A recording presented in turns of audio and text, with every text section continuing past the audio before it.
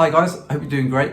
This video here is 6 things that I wish I knew when first buying and selling guitar pedals online. And you know, we've bought hundreds if not thousands of guitar pedals now on both eBay and Reverb. So we want to talk through some of the pitfalls that we've experienced and hopefully saved you a lot of money over the years. And yeah, hopefully, you know, jam-pack this video full of value. So let me know what you guys think about it. But yeah, let's get into the first one. The first one is potentially the most boring one, so stick with us, but it's actually the most important one. Learning how to use eBay's completed listings and also Reverb's price guide. So what eBay's completed listings is, it's actually being able to see what the pedals have actually sold for, as opposed to what people are asking. Because we all know people ask for, you know, crazy prices, and that can be misleading when you're trying to value what to buy a pedal at. So what you can actually do is go to the side and click on the filters when you're searching for a certain term on eBay, and then you scroll down to the completed listings. You click that little button there, and it comes up with all of the transactions that have happened in the last 90 days, I believe. And all of the green prices, they are the ones that are depicting what things have actually sold for. So it's not what someone's asking, it's not a pie in the sky sort of valuation, it's actually what these pedals have sold for. That's something that I found really handy, to be honest.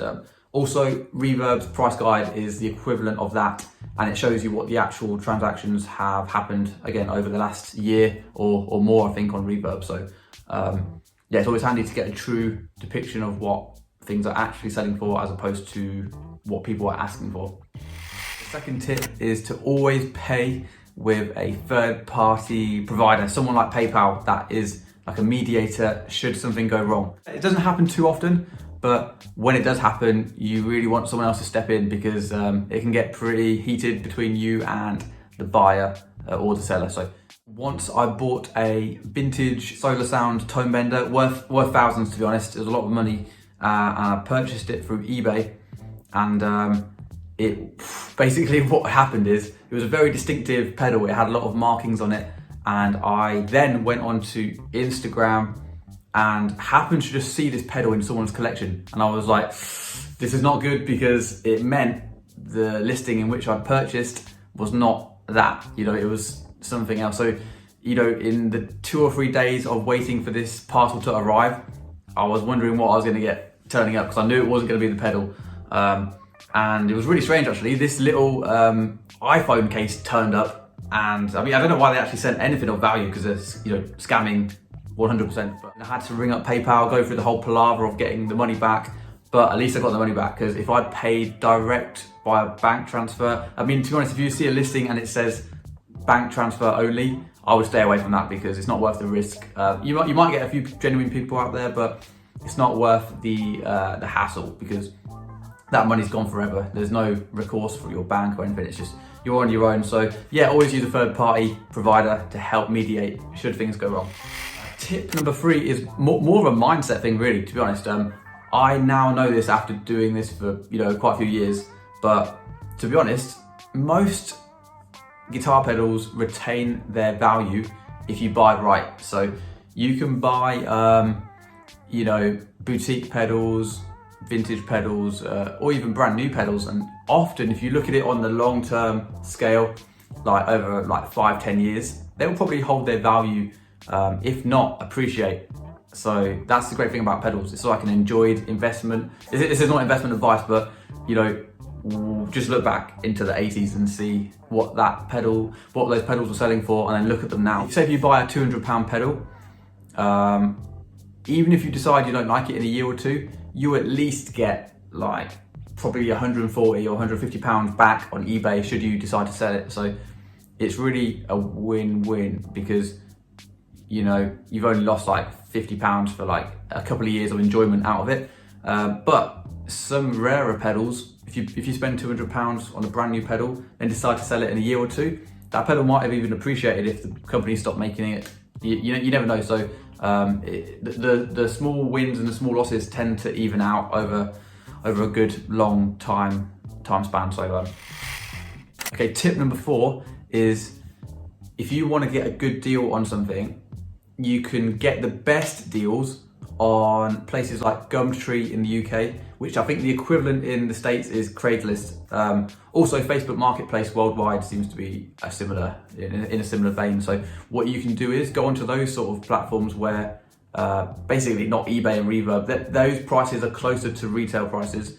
If you really want to get pedals at a good price, you should probably go onto these lesser known platforms so that you can get the better deals. You tend to get, for example, in Gumtree in the UK, you tend to get a lot of older guys who are retiring and just listing the old junk in their loft, in their attic for you American guys. And then you can get good deals when buying from people like that because they're not trying to salvage every last pound or dollar out of the listings. So yeah, go on, have a look on Facebook Marketplace. You might be surprised. You might just find some local gems and you can quickly go and pick them up and yeah, get a good deal as opposed to paying massive retail prices. Okay, tip number 5 is you do happen to go and pick something up locally. You can say these magic words here. Ask, have you got anything else? Like the amount of times I've said, by the way, have you got anything else for sale? And then that's when you actually score the real gems. Like the amount of times I've been picking up like an old amp and I've said, by the way, have you got any old pedals that you don't really want? And they'll be like, yeah, actually there is a few pedals in the loft that I don't really use anymore. Then they'll go up and get them and we'll offer a fair price, but you can still get them at a good price and they're happy because they've got rid of some old junk.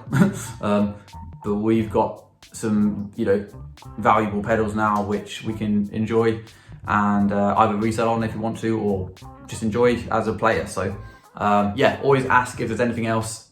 And then this also goes for like eBay or Reverb. The amount of times I've just bought a nice pedal off eBay or Reverb and I've said to the guy, by the way, have you got anything else for sale that you want to list soon? You can normally grab these sort of items for a lot less than you would if the market was pushing it up with bids and all that sort of stuff. So yeah, always ask what else is for sale. You might just be surprised what you find. Tip number 6 is you can always negotiate even when you feel like you can't. So like if on eBay, for example, there's no best offer feature, my advice is if you haven't got the money to pay what they're asking, is send them a direct message and just explain the situation. Just say, I'm actually really interested in this pedal, but the thing is, it's a bit high right now. And also if it's been listed for a little while, you can sort of say to them, it's been on there for like 10 years or something, just like, you're never going to sell it at that price. I mean, don't beat them up with it, but if you say to them, it's been on there for a while, I'd be interested in buying it right now, but you can then offer them a bit less, obviously a sensible amount. But I mean, the thing is, you never know though. This is the thing. I've offered people really low prices and they've accepted them, and it's almost been like, oh, I didn't actually want it. Sometimes you just offer stuff for being, for the sake of it. I don't know, is it, if you're bored or whatever, and sometimes they actually accept it. So be careful what you wish for, basically. Nice one, guys. I really hope you've got a little bit of value from this video. If you have, please drop a like and a comment. Let me know what you think. Yeah, check out our trades program where you can trade in your old pedals without having to go through the hassle of buying and selling. And yeah, trade for one of our pedal pool pedals. Follow us on Instagram. We've got some pretty controversial memes going at the moment, causing lots of debates. And yeah, it's all good fun. But yeah, thanks so much for watching, guys. I really appreciate it. Hope to catch you on the next one, and cheers.